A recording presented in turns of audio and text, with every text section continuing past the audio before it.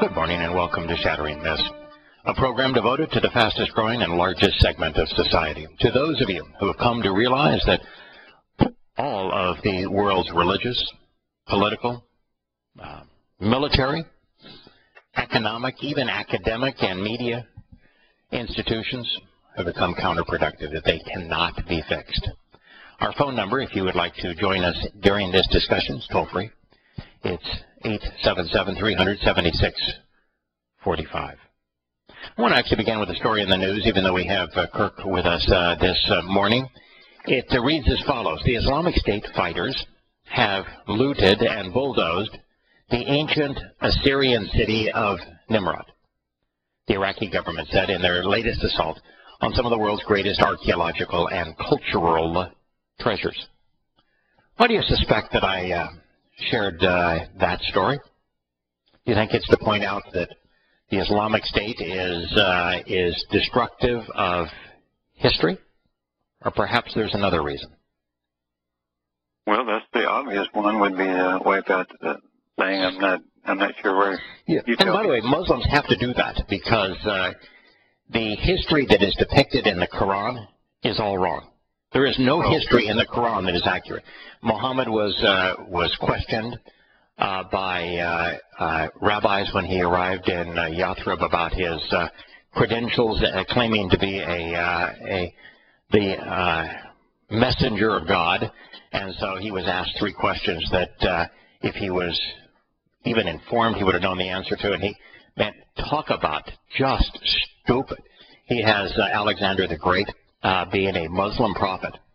That's kind of weird, since he was claimed to be the son of Zeus and was a practitioner of the Greek religion. And Alexander the Great, rather than going to Egypt and to Persia, no, he didn't go in those directions. He went to the sun, and he found an extraterrestrial community that was living around the sun, and he preached Islam to them. And this is the place where the sun goes to sleep at night in a muddy spring. It has the Pharaoh of Egypt threatening Abraham with crucifixion. More than 1,000 years before crucifixion was even invented as a form of punishment, and the Egyptians never engaged in crucifixion. It has two cities that it constantly mentions that Allah terrorized in Arabia, that were mighty cities with great architectural buildings and shrines and the like, and of course they never existed. Everything historic about the Quran is erroneous. So do Muslims have to erase their history? The worst part of the Islamic history, Kirk, is the fact that Islam created such a monster. Mm-hmm. You know, the Arabs before Islam were peaceable people. They were eked out a meager living in what was the most inhospitable terrain in the world. They were wholly ignorant because no civilization wanted to conquer Arabia. Why would you want to? I mean, it's like trying to say lay claim to a cat's litter box. Why would you want to? So the Egyptians did, the Persians didn't, the Babylonians didn't, the Assyrians didn't, the Greeks didn't. No one went there. No. And so it was wholly ignorant. They didn't even have a written language. And they didn't come up with a written language until the 8th century CE. And yet they were surrounded by the countries that had the earliest written languages. Mm-hmm. And so wholly ignorant, peaceable, eked out a trade. No historical record of of Arabs leaving Arabia to go plunder and wage war on anyone. No. And then Muhammad creates Islam, and all of a sudden there is no productivity. The only business is a crime syndicate, thievery and plunder. They become the world's most violent and ruthless barbarians. And they're promoting a religion that's so stupid, errant historically, errant scientifically, grossly immoral that it hurts, and it just destroys everything it touches. It's only good at being bad. And so what Muslims had to do is to create this impression that the time before Islam was even worse. So they revised their history. Now, there's no written documents. There's no archaeological evidence. There's no even histories from surrounding countries to support any of this. But they came up with a preposterous notion that before Islam, Arabs were ignorant and that they were immoral, and that post-Islam, they're no longer ignorant or immoral by comparison. So revisionist history, destroying history as it actually was, is essential to Muslims, because one of the things the Quran says is that, you know, by your commitment to Islam, Islam will be proven victorious because it will be shown that Islam is superior to any other religion. You know, Allahu Akbar. Yeah, if you're going to make a living. I'm sorry, go ahead. So if there was a civilization, for example, in Babylon, and there was, it was vastly superior to anything that Islam has ever created, long before Islam, it proves that these two revisionist history aspects of Islam are false. And so they have to destroy Nimrod. Now, the other reason I wanted to share that with you is that, are you familiar with the name Nimrod? Ever heard that before? Oh, yeah. Oh, yeah. Yeah. That's became the sun god after he... Right. Yahowah specifically mentions Nimrod. Talks about him being a very aggressive individual, striving against God. Nimrod is, Nen is sun, and the Akkadian language, and associates Nimrod with Babylon. And so it tells a story of this man and his life and his influence. It's the oldest record of him existing for many thousands of years thereafter. All traces were lost, and then, in archaeological discoveries here in the last 100 years, they found, in fact, there was a Nimrod, and they found the city that was his capital.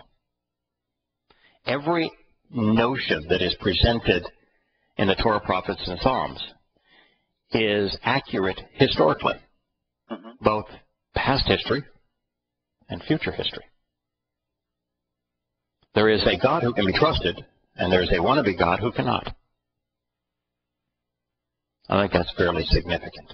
Of course, that was missed by the Reuters writer who took it upon himself to tell this story.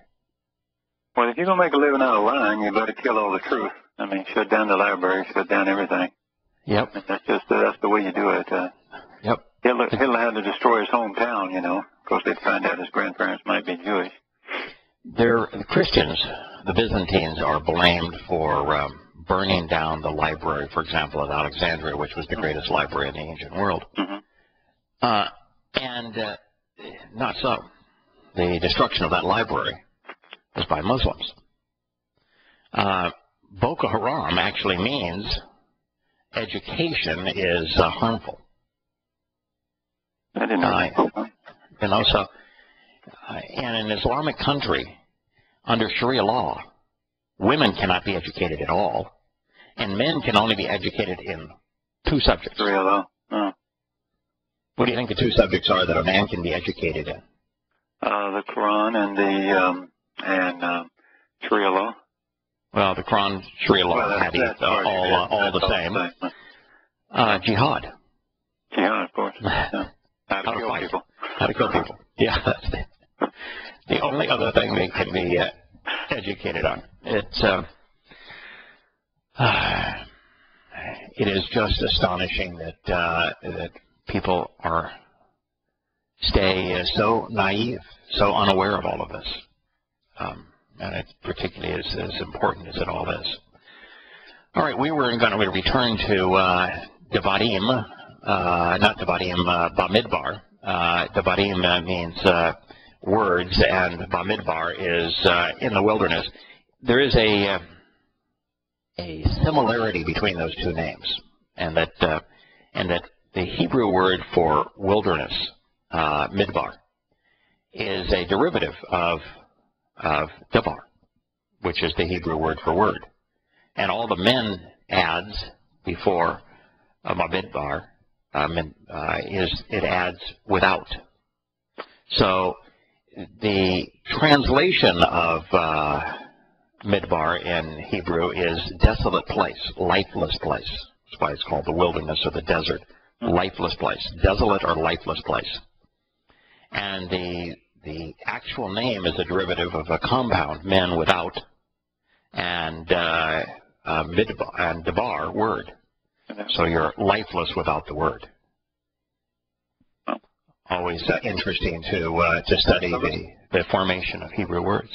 Wow. All right, here's where we were in the text. Unless you've got something you'd like to begin with. No, I'm following along. We were at 624 to I think where we left off. Yep, that's right. And what we had read is that in the King James it's the Lord bless thee and keep thee, and in the actual text of the Torah it reads Yahowah. He wants to kneel down in love, to continually bless you, desiring to lift you up forever for your benefit. And he has decided to actually and continually focus upon you. So the King James added a definite article, when there is no definite article anywhere in that sentence. They replaced Yahweh's name with Lord. Mm-hmm. And there are two ways to communicate Lord in Hebrew. One that appears in the Torah, the other that does not. Baal appears in the Torah. It's the primary Hebrew word for Lord. It is not a reference to God. It's a reference to Hasatan, the adversary. Adon, which is the other Hebrew word for Lord, is the basis of Adonis. You know, Adonai is my Lord. Adonis is the name of the Greek son of the sun, and a sun god. And Adon does not appear anywhere in the Torah. Edom, however, does. And Edom, written similarly, just vocalized differently, is used throughout the Torah, always in connection with the upright pillar of the tabernacle and the tent of the witness. It's the vertical beam that holds the tent up of Yahweh's home and allows it to be expanded over a greater area, making it secure. That is the Edom. So they had no right to replace Yahweh's name with Satan's title.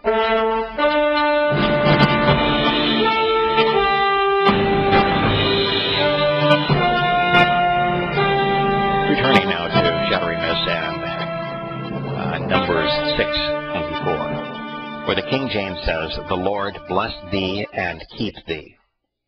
They only got one word right. They got three words twisted. Mm-hmm. The does not exist in the text. They added it. Lord absolutely, positively doesn't exist. That's Satan's title and name. They eliminated Yahweh's name. And then they have bless, but with bless, they forgot its primary meaning. Yeah, they forgot its primary meaning. Blessing is a derivative of the attitude associated with Barak, which is to be on your knees in love to lift someone up.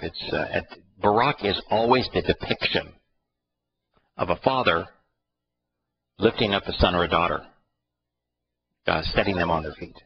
That's what Yahweh most wants to do with us, to lift us up, put us on our feet. And so they missed all of that. And then we talked yesterday about the stem that Barak was written in, which is the peel, which means that the subject, Yahweh, influences the object, which is you and I. Mm-hmm. They didn't. Missed all of that. They ignored that, didn't they?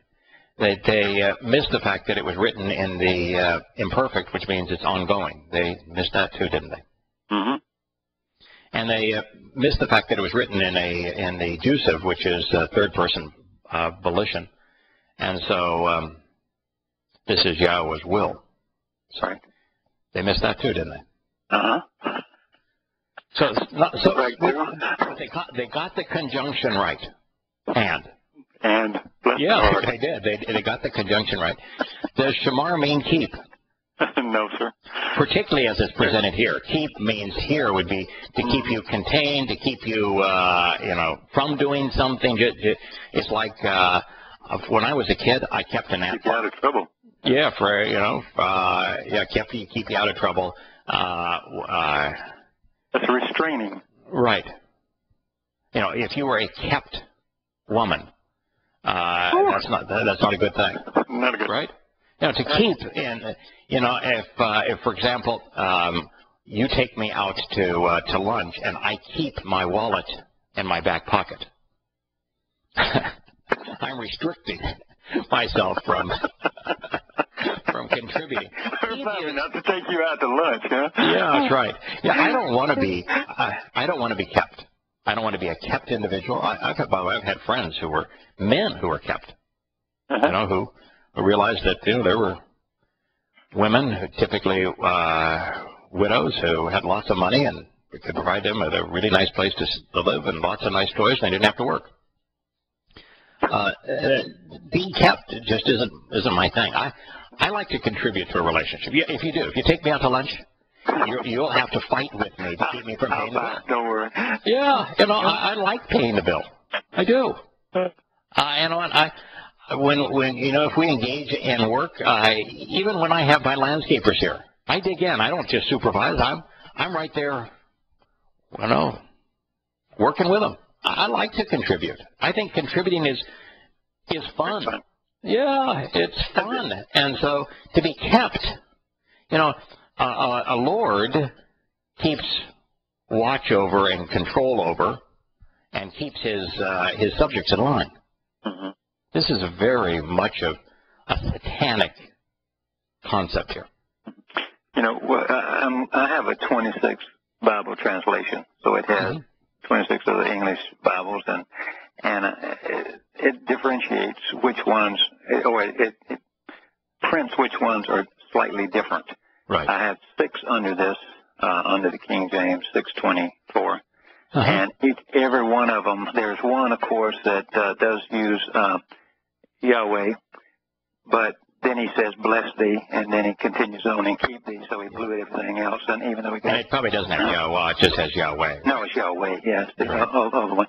And you go through these 6 that are identified as being slightly different, and all of them have missed it profoundly.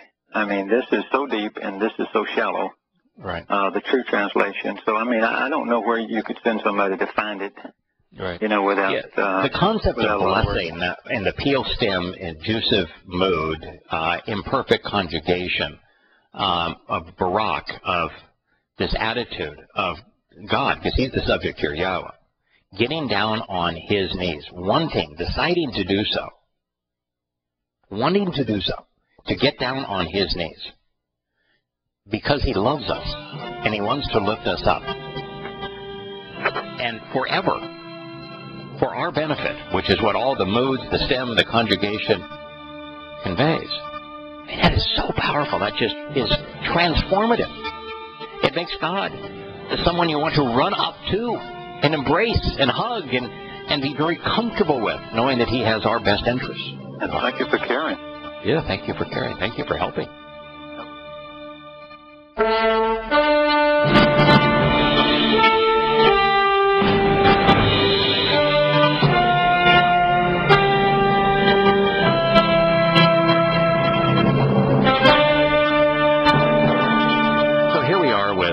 Number 624, the King James essentially got everything wrong, since you can't give him credit for the these because it's simple you, and you can't give him credit for the bless because it's way too inadequate, and that's the tertiary meaning of the word, and you can't give him credit for keep because their implication is the opposite.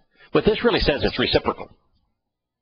Is that if you are observant and pay attention to Yahowah, he's going to pay attention to you. When we went to break, I was just looking at the 3 words in front of me, and you add the word debar in there, and you pretty much got the whole Torah, the heart of the Torah, encapsulated in those 4 words. If you add the debar. Yeah.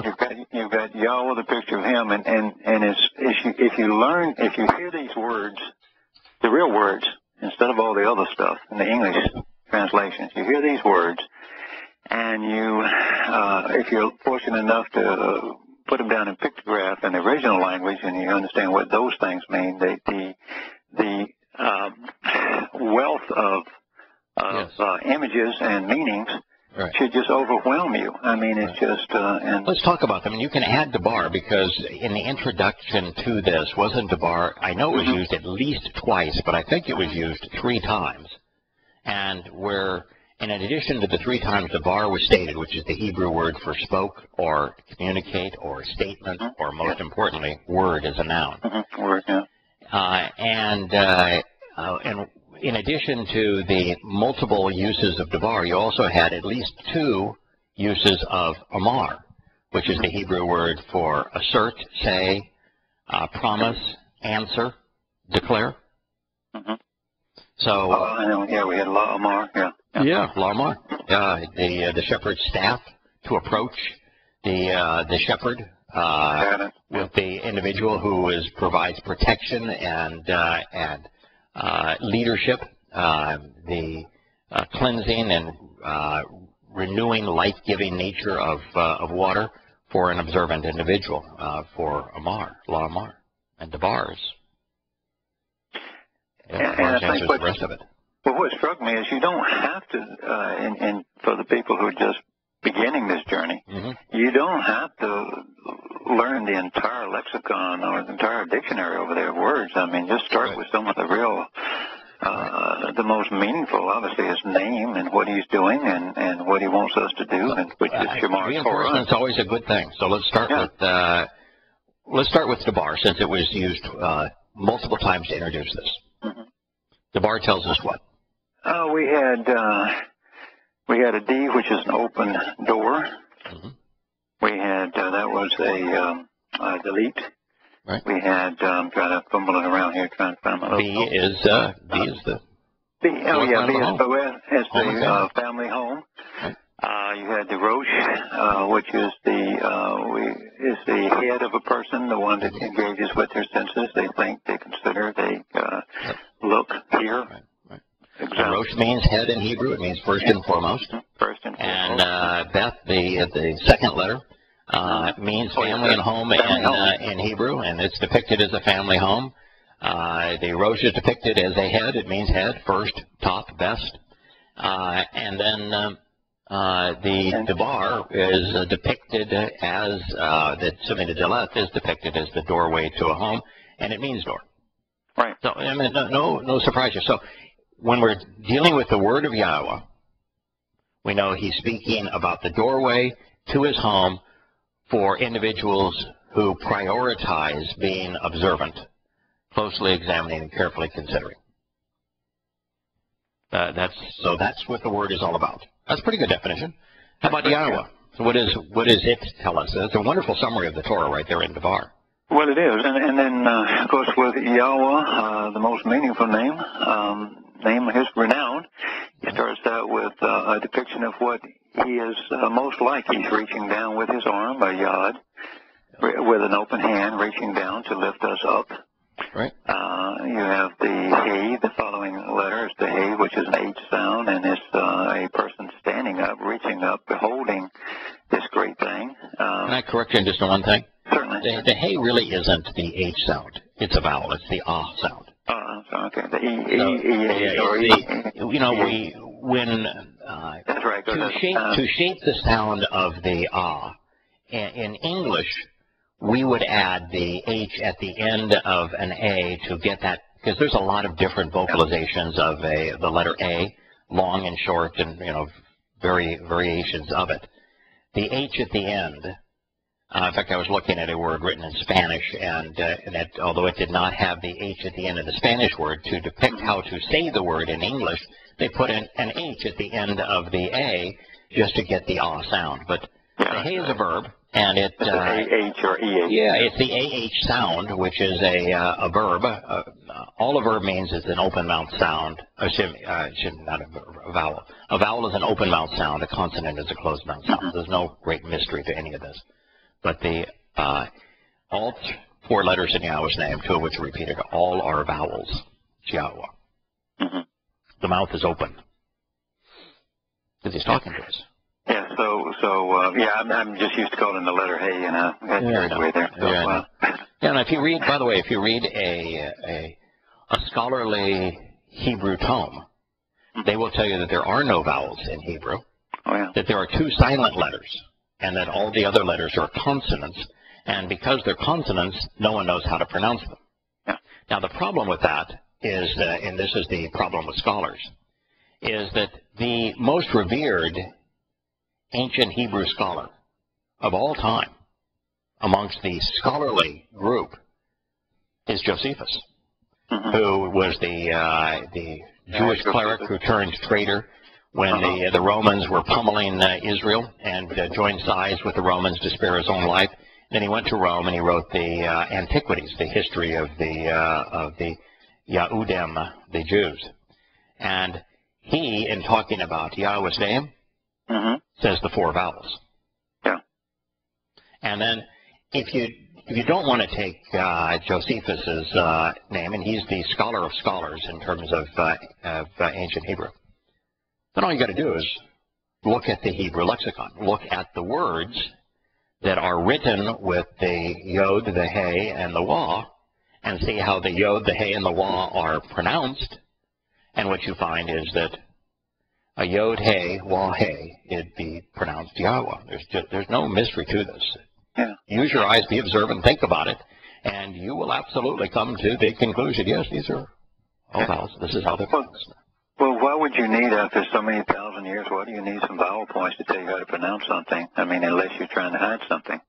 Doesn't the Torah say in the Devarim words that fathers are encouraged, fathers and mothers, parents, we are encouraged to recite the Torah when we wake up, when we go to bed, when we're standing up, when we're sitting down, and to our children, so that we all know it by rote. Yeah.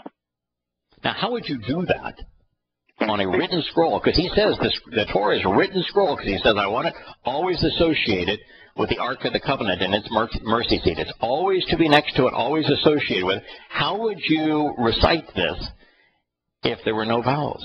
If it required the vowel pointing, which took place 2,500 years later?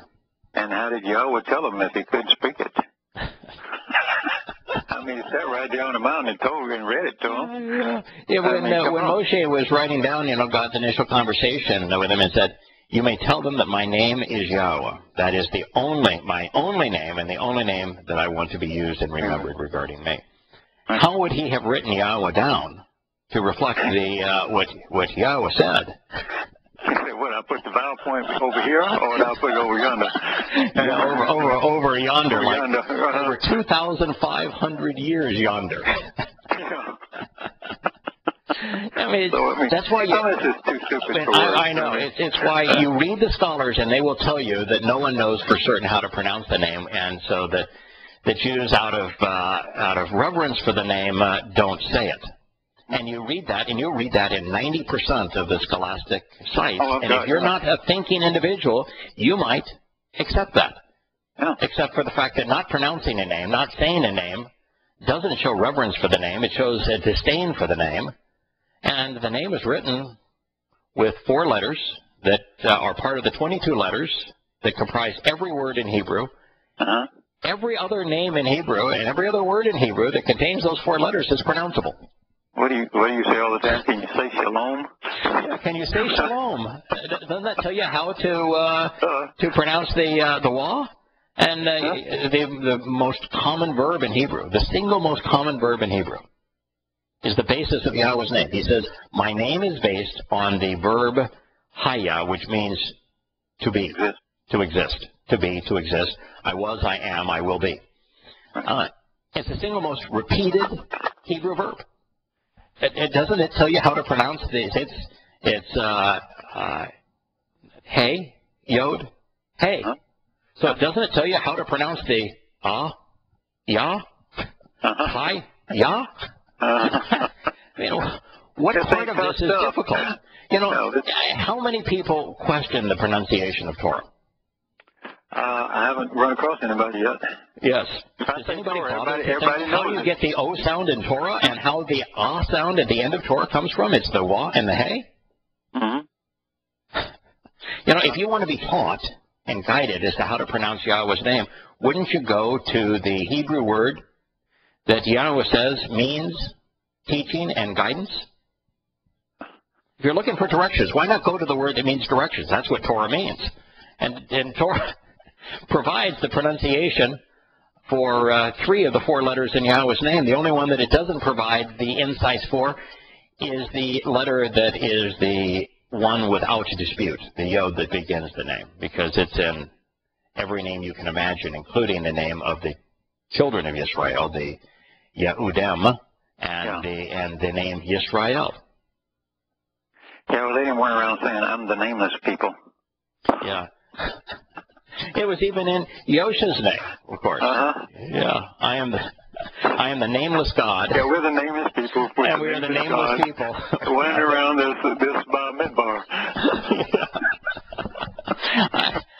So I want to tell you, if you wanted to demonstrate that we're crazy in this, go research a scholar. In fact, research 100 scholars, and you're going to find they all are in lockstep. They all tell you what we've just shared. Uh-huh. and then go away. Don't think about it, and you'll be able to dismiss everything we say. Uh-huh. But if you think, you take a moment to scratch beneath the surface. A whole new Wait a minute. Yeah.